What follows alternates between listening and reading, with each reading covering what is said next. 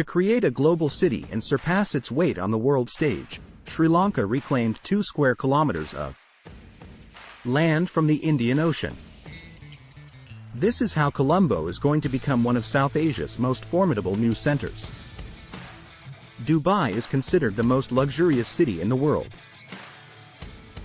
With oil money, the Arabs have successfully transformed Dubai from a desert to a city with the tallest skyscraper in the world.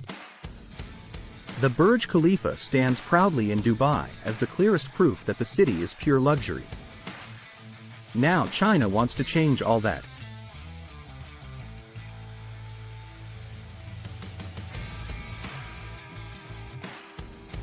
The Chinese government intends to build a new Dubai or a luxury city like Dubai, and they have chosen Sri Lanka as their destination.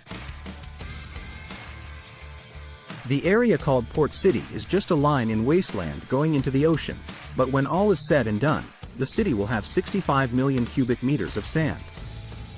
The goal is to make Port City a place of glass skyscrapers, a vibrant financial district, hotels, a theme park, and everything else. Every year approximately 200,000 Sri Lankans, many of whom are highly skilled, leave the country. In search of better employment opportunities since the end of the civil war in 2009, Sri Lanka has sought to bring jobs and talent back to its capital, sustaining a level of economic growth that will bring it worldwide recognition. Located between the centers of Dubai and Singapore and within reach of New Delhi, Kuala Lumpur, and Bangkok, Colombo's geographic context offers great potential, but its location on the Sri Lankan coast means that any significant expansion of the city is usually limited to its outskirts, away from the existing economic and cultural center. Of course, there is a way around this to boost the intercenter. The port city of Colombo has reclaimed 2 square kilometers of land by the sea, after which it will add a vast new area of commercial, residential and public spaces that should create 80,000 new jobs. The project, financed and co-developed by the Chinese and the local government, is the largest private sector development in Sri Lankan history. Port City is a land reclamation project consisting of 5 different areas: the Financial District, Central Park, Allen Living Marina and International Island. Of the 269 hectares proposed for reclamation, 173 hectares are designated as market lands. Chinese dredgers and excavators have been working day and night on Colombo's famous waterfront for months, evoking mixed emotions from the thousands of passers-by crowding the waterfront on any given day. After months of delays and disagreements, they set out to reclaim seawater to lay the foundations for a new financial center expected to rise out of the Indian Ocean, touching the shores of Sri Lanka. Trading capital, the new area will have its own economic and commercial laws, making it more attractive to global multinational corporations, and its access to key sea lanes across the Indian Ocean will further enhance its appeal. The 5 areas of Port City will be combined to form an integrated urban environment of more than 5 million square meters, accommodating approximately 80,000 people as well as 250,000 daily commuters.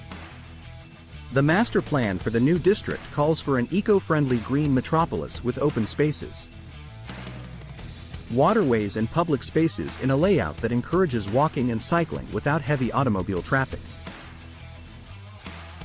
Buildings of different heights will be carefully arranged, while the taller towers will be located closer to the mainland. The buildings will gradually decrease in size as they get closer to the waterfront. Building an entirely new district on a site located in the ocean is not an easy task. The process of land reclamation first began in 2014, initially about 3 million cubic meters of quarry material mined within 50 kilometers of the site, and more than 40,000 precast concrete tetrapods were used to build the huge breakwater. The barricade, 20 meters high and 3.2 kilometers long, was built to protect the new area from the unpredictable monsoon climate. Indeed, During construction, the wall was tested. In November 2017, a cyclone hit and damaged parts of the unfinished structure. After the installation of the camp, 65 million cubic meters of materials were extracted from the sea.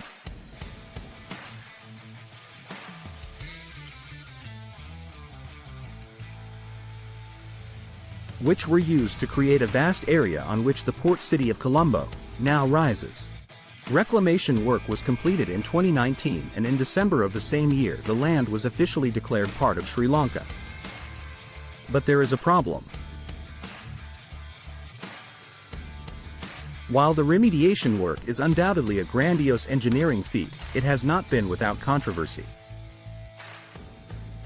Jude Namal Fernando, a fisherman and trade unionist from the Gumbo, with Colombo, stated that sand excavations along the coast were destroying aquatic life and affecting the livelihoods of approximately 8,000 people who earn their living from fishing.